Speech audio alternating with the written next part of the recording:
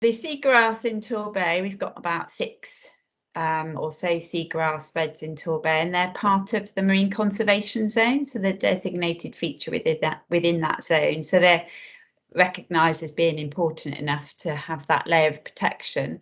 They're really important generally, seagrass beds. They have quite a wide range of benefits. So one of the key things actually is really beneficial for our fisheries because they are nursery grounds for some of our commercial fish. So that's obviously, of interest to a lot of people.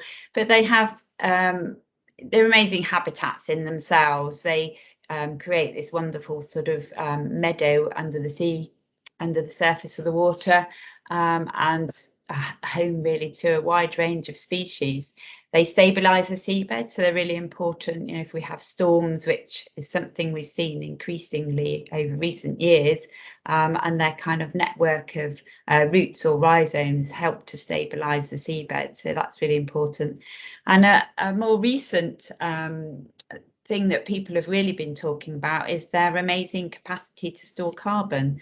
And some of the figures quoted are higher than some tropical rainforests for seagrass beds. So they photosynthesize, so they take carbon out of the water and turn it into parts of the seagrass themselves. But they also trap lots of sediment and carbon-rich kind of particles as well, and all of that then ends up sort of buried into the seabed underneath. So there's kind of quite an infinite capacity for it to actually store carbon as an ongoing thing. It's rather than it being released again, which is obviously what happens in a forest, when the trees start kind of breaking down or if they're cut down. So really important for lots of things, and that's just touching on a few things really, and all those apply to Torbay as well. Obviously, there's a big project ongoing at the moment. Have you been able to do much over the past 12 months? Because I know it launched just before the pandemic really hit. What successes have you had, and what things are you working on going forward? Yes, as you say, we were just about to start last year, just slightly earlier than this, just before the pandemic hit. We had a whole range of surveys planned, and we were looking at getting some funding for some special moorings that would help protect one of our seagrass beds where anchoring is quite a big problem. And unfortunately, COVID came along and it did come to a bit of a standstill. We did manage a dive towards the end of the year, which was actually really useful because volunteer divers, who are amazing, by the way, they managed to go and have a look at the mooring site, and they did some mapping work and looked at the seagrass density and things there towards the end of the year. So actually that was really good. And actually in the meantime, we've also got funding now, and the moorings are due to go in as soon as possible, really. So moving forward, that's one of our big focuses this year, and that's great actually. That little delay actually in a way has brought us up to that point when we can actually get these installed. So these are special moorings where the chain and the buoy are held above the seagrass underneath, and it's, as I say, it's to try and prevent people putting anchors which rip up the rhizome mat, that the seagrass on the seabed. So that's really exciting for this year.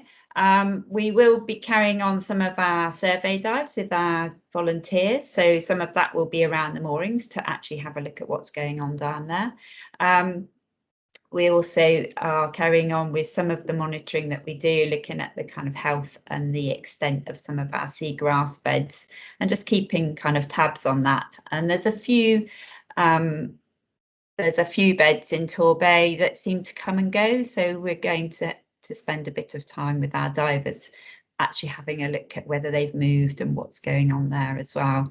But a big part of what we want to do moving forward is actually raising awareness of seagrass, particularly locally. As I say, they're really important for fishers, but also just making people aware that if they're out, on the sea, chucking anchors in, where the seagrass is, and that we have this amazing habitat, but also a wider appreciation, I think, and inspire people about the marine environment that we have literally just off our beaches. You know, you stick your head under the water there if you're a diver or a snorkeler, and you see an amazing sight that actually you don't even see if you're swimming. So a lot of people are quite unaware of that. So that's one of our kind of key things, I think, moving forward. And it isn't the most exciting subject. When you say to people, we're talking about seagrass, people don't generally drop their jaw and go, wow. But it is hugely important, isn't it? And why do you think Torbay seems to have such an abundance compared to other areas? So Torbay is quite shallow. It's got shallow and it's sheltered. It's got quite a lot of sandy substrate on the seabed, which is where seagrass likes to grow. And in fact, that's often where you find seagrass around our shores, is in these kind of shallow, sheltered bays, really. And of course, that's exactly what Torbay is, which is why we've, got several seagrass beds, sort of all quite close into the shore, because seagrass photosynthesizes. It needs light. Interestingly, it's our only marine flowering plant. So you say that seagrass maybe doesn't sound too exciting to people, but as soon as you mention things that live in seagrass, like seahorses and cuttlefish, people tend to get a little bit more excited. And I think as well, if you actually can see sort of visuals and footage of seagrass on a clear, when the water's clear, I think people can be quite excited by that as well, especially if there's moving fish and other creatures that live there. What's the hope for the research after you've done this? You've really done some detailed mapping of what we have below Torbay and the impacts and how it's changing and how some of it seems to come up at certain times but doesn't remain in one place at all times. What will you do with that research, and will people around the world be interested in it? So the work that we've been doing is obviously very focused in Torbay and has quite a lot of local relevance, I think.